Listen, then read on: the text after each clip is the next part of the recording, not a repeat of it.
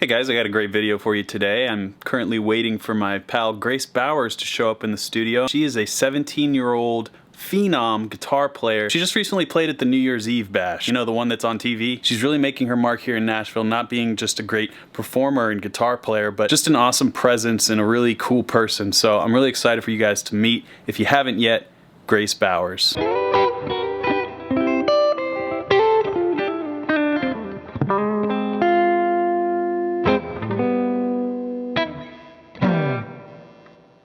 Right on. Warmed up? Yeah, actually, just realized I haven't touched a guitar all day, so. All day? Yeah. I feel guilty if I don't play longer than that.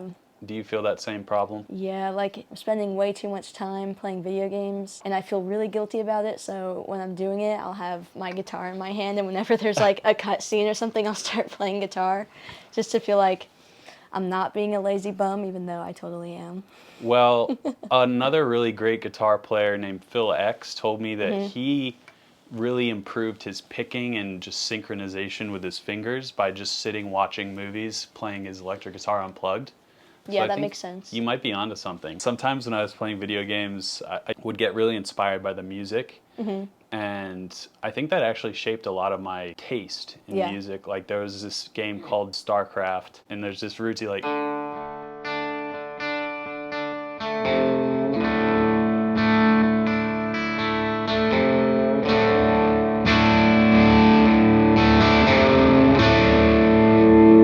And I just heard that when I was, 10 years old. A D chord. I was like, I really love that sound. A video game that did make me go in and like actually practice guitar was definitely Guitar Hero. Oh yeah. Old Xbox 360 games that we just never threw out. I have like 7 different Guitar Hero games that I've like 100% on all of them. I used to be so obsessed with it that I would probably play more Guitar Hero than the actual guitar.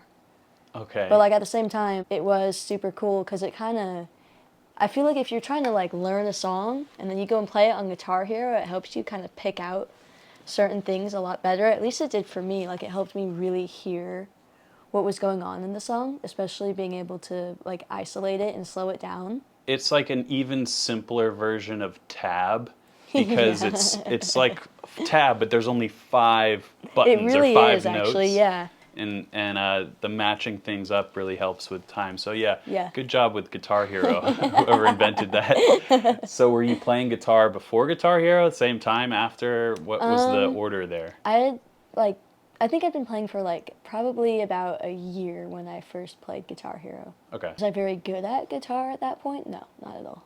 That's probably why I played more Guitar Hero than actual guitar, because I could feel like I was good at it. Yeah. So you have a really diverse array of different music that you like to play, or at least that I've heard you play. Yeah. Your influences from guitar playing, but also just music that you enjoy, would you say that came from somewhere in particular? Just an aggregation of all the things you've experienced? Where do you think you get your musical taste from? I do not come from a musical family. And I'm from California and from a little town that had absolutely no music scene, so I hadn't even really seen live music. I heard B.B. King for the first time when I was about 13, and that it was also during like right when COVID started, so I was basically like locked in my room and it was just me and my guitar, and at that point it was just a hobby for me. And I was kind of good at it, but it was never anything that I was really passionate about. So the first time I heard BB, I was like, I hadn't heard anything like it before, so I immediately like went home and started learning like his licks and all that. And that was actually the first time I learned like the pentatonic scale. No one showed that to me until like I'd been playing guitar for like 4 or 5 years and I didn't know the pentatonic scale. Which is crazy. Yeah, that is hard to avoid, I guess. It made more sense when I actually learned it. Like, oh, this song, like most of the songs I play, like use this scale. So that kind of clicked for me then.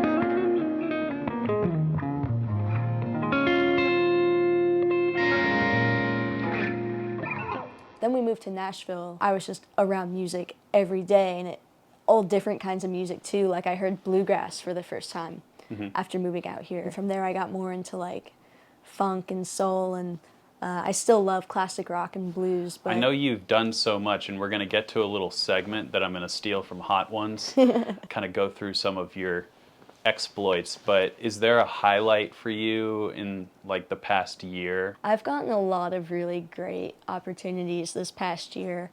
Probably my two biggest ones at the moment were I got to play guitar for Dolly Parton on I've CBS. heard of her. Yeah, that was really surreal because like everyone knows Dolly, and to see her like literally right in front of me, and I'm holding my guitar and I was playing Jolene, Amazing. which is also like insane. So that was just something that I'll never forget. And then I also got to play with Lainey Wilson on New Year's, and that was definitely the biggest crowd I've ever played to. So you've played with me at the basement at the smallest capacity, and then you played for the New Year's crowd in front of national audience. Like I've gotten to play these huge stages, but some of my favorite shows have been to like 50 people. Like sometimes the crowd is everything, or like sometimes like the band you're playing with just happens to be really amazing. I will say when I played with Lainey, it had,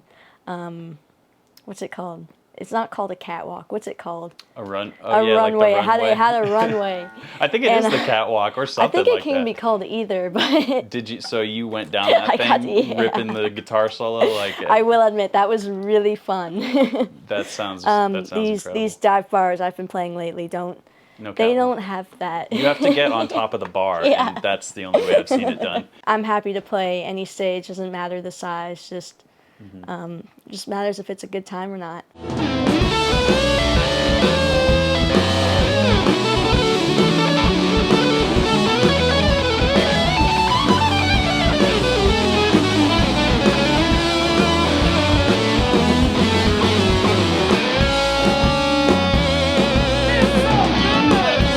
Where your priorities lie with the guitar, because it seems like you have a lot of different directions you could go. Do you have a focus in mind right now? Or? Yeah, well, my band actually, we have a whole record ready to go. Oh. It actually just all got mastered like yesterday, I think, which Perfect timing. is super awesome. I'm so excited about it. We have a single coming out in April, and I think it's going to be different from what people are expecting me to do. We were super inspired by Funkadelic and Sly and the Family Stone. Okay. And while there are blues elements to it, we went more in like the soul and funk kind of direction. And I just think it's something different that hasn't been done in a while. So I'm really excited for people to hear it.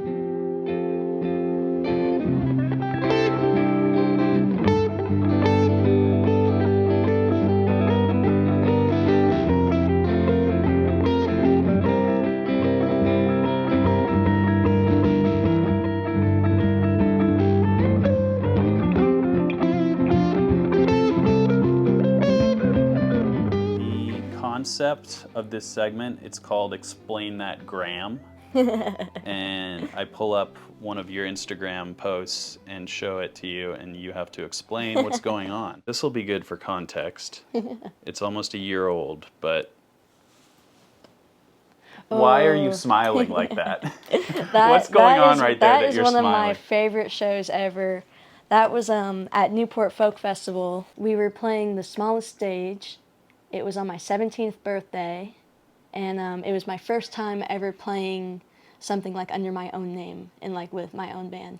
So I was a little bit nervous before that one, which is something that doesn't normally happen with me, but it ended up being one of the most special shows I've ever played. And then on top of it, Rolling Stone put me in their article, which was just blew my mind, because that's kind of always been a dream of mine. So it was a good moment. What's going on here? That's at City Winery. It was Tyler Childers' benefit show, and the photographer Emma Delavante was like, I always like mess with my hair, And she caught me in the act. Yep. And she said, you know, that'd make a great portrait. It did make a good portrait. So is the hair, I have to talk about it because it's so identifiable. You and your SG and your hair, it's like this whole thing. It used to be like bigger than it is now, and people would always think I was wearing a wig. And I also get a lot of like nice perm comments. Naturally curly hair. Yeah, I have, my hair's more wavy, but I understand the turmoil that comes with having curly hair. It's a whole process. This is not your vintage SG that you typically are playing. No. Gibson hooked you up with some Murphy Labs. Is that what I've heard? Yeah, they did. Okay, so this is like similar to yours, or what would you say is different about this one? Or? This one's pretty different because, well, my 61, it has a super thin neck and it's got P90s on it. And it's my absolute favorite guitar that I've ever played, like hands down. But we're traveling a lot this summer to play festivals, and I didn't want to be bringing a 61 SG with me to like, I don't want to be traveling with it. I don't know what I would do if it ever got stolen or lost. That would be awful. So I asked Gibson, I'm like, I need guitars that will feel like my 61. The other one, which I didn't bring, is this gorgeous like cream white SG with P90s that totally feels like my 61. Like it's crazy how similar they feel and also sound. And then this one is completely different because it has humbuckers and a thicker neck, which is actually great because they're two different sounds, and I've been using it for different songs because sometimes things need something different that P90s just can't quite get to. What about the SG drew you to it? I know you said, I mean, if anyone picks up a 61, it's going to be like recipe for guitar addiction, but why SG out of all the different guitars? All right, I think the SG is the perfect body shape for a guitar because, all right, it sits on your leg perfectly. They're light. They don't hurt your back when you're standing. They stay in tune, and you have full access to the neck. Like on a Les Paul, you get cut off like right here. And so when you're playing these high notes, like how are you gonna get like vibrato out of that? That's so hard. Or at least for me it is. I don't know, it's always just been like the most comfortable guitar. Yeah, I think that honestly is the way I describe my favorite guitars is the ergonomics, where the ergonomics meets the look. Right. Yeah, and they look badass. They look badass. I mean, these are the coolest looking guitars, you could argue. Neck, because of the double cutaway, almost feels like a runway. Like, and it just feels like I have a lot more space to work with, as opposed to when you said, like, at the scarf, you get cut off.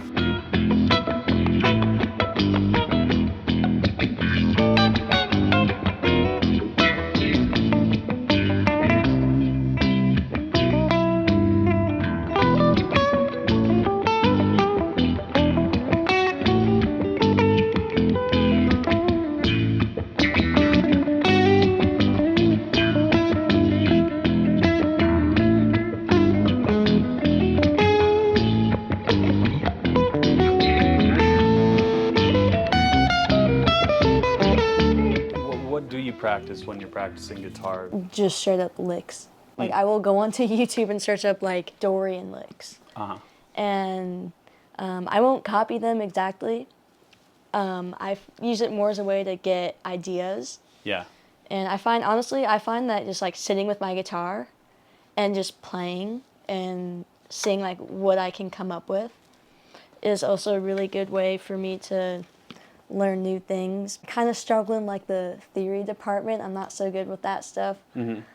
That's definitely something I should be practicing more, but well, I'm working on it. Yeah, whatever feels like you're supposed to be doing it is. It's hard to force yourself to do things. Obviously, when it's your career, you do have to put a little bit of pressure on yourself. Like, say you have to learn a bunch of songs for a New Year's party, for example. But I also think that if you really love what you're doing, you end up practicing the things that you're meant to be good at. Sometimes that can sound like an excuse, but a lot of the time, naturally, people end up becoming proficient at what they're supposed to be if they're great artists. So is there a lick that you can think of off the top of your head that maybe like a go-to thing?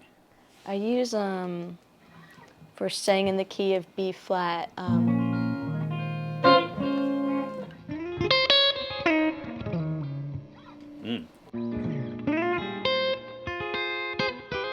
But that's yeah, that's just another shape of B flat minor. And then the rest of it's just pentatonic. Okay, so you're doing something else in there that I'm noticing that might be even cooler than the lick is the little rake. What is that? Oh, That yeah. little Mark Knopfler? Yeah, what do you got going on there? So you're switching between fingers and pick, it looks like. Yeah, that's something that I always do, and people ask me about it because I don't realize that I do it, but I play with my fingers a lot, usually, like sometimes even more so than with a pick, but there's always a pick in my hand, even if I'm not using it at all. It's always tucked in my hand. I don't know, where's the camera looking at? Can they see that? Yeah, if I'm picking, I'll be holding it like this, kind of, and then kind of just like switch it, palm it like that, and then just go back and forth. Like, I don't know, I've gotten super fluid with it, so sometimes like I'll literally pick one note like with my finger, and then the next note will be with a pick. I've always done it. Like, no one taught it to me. It's kind of an instinct for me, and I feel like it makes sense because you can get so many different sounds with it. Like, playing with your fingers is a much softer, and I use it for like quieter stuff. And then if I really want to, like, if I'm like building a solo, I'll usually start with just my fingers, and then as it builds and it gets to like the peak, that's when I'll bring out the pick to get more of an attack on the strings.